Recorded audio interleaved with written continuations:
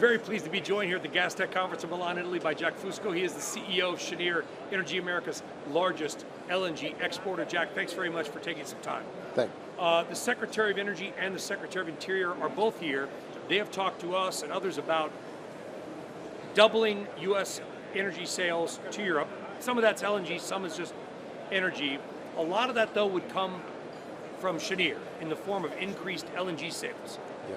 Do you have the capacity to freeze the gas, put it on a ship, and sell it to Europe? Yeah, we do, Brian. So Europe has taken about 2/3 of our production every year. That is 450 tankers of LNG just from Cheniere to Europe for the last 3 years in a row.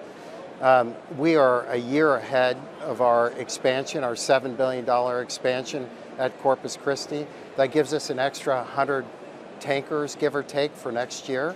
And then after that, we've just released another expansion at Corpus. So we have plenty of room for Europe. And about half of our production is under long-term contract to European counterparties today. So you could increase your sales, you could increase your revenue. Absolutely. Meaningfully?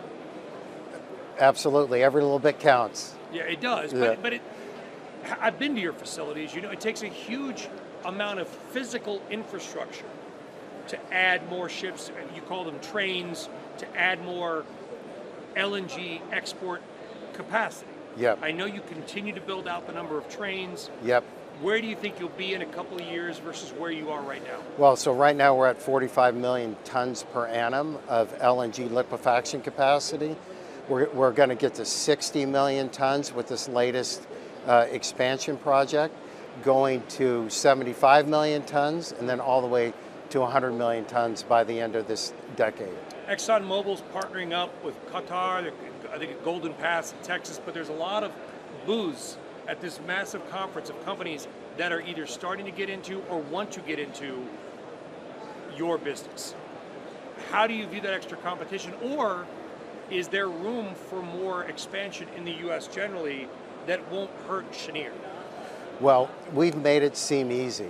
So we've been early on our construction projects. These are very large capital-intensive projects. We've had flawless execution on our operations. We have the safest workplaces and the highest reliability in the world. We're 11% of the global production of LNG today. I intend to stay that way or grow it. So bring it on. Would you ever do a deal? Like buy somebody? Right now I have a lot of organic growth. We're growing the business at 6 to 7 times EBITDA. We trade at 10 to 12 times. I'm going to do that all day until I can't anymore. Yeah. But I'd never say never. Well, right now, today, in Wednesday in Milan, Oracle stock is soaring in the pre-market for CNBC. We're up, I think, 180 billion in market cap for Oracle. I only bring up Oracle because it's built on cloud infrastructure and AI dreams.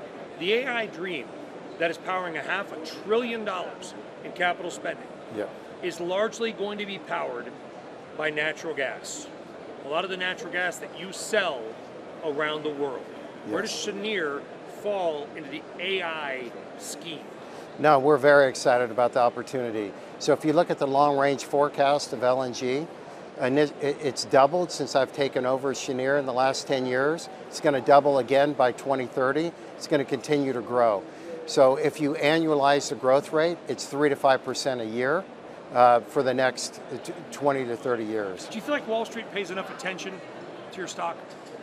There's like 50 analysts that cover a lot of these AI companies. Never. No, I mean, but it's a serious question, right? Yeah. Because I feel like we're covering all the tech stocks that do it, but there's not a lot of attention being placed on the companies that help power the actual grid to make the AI dream happen. Yeah, but I'm very patient.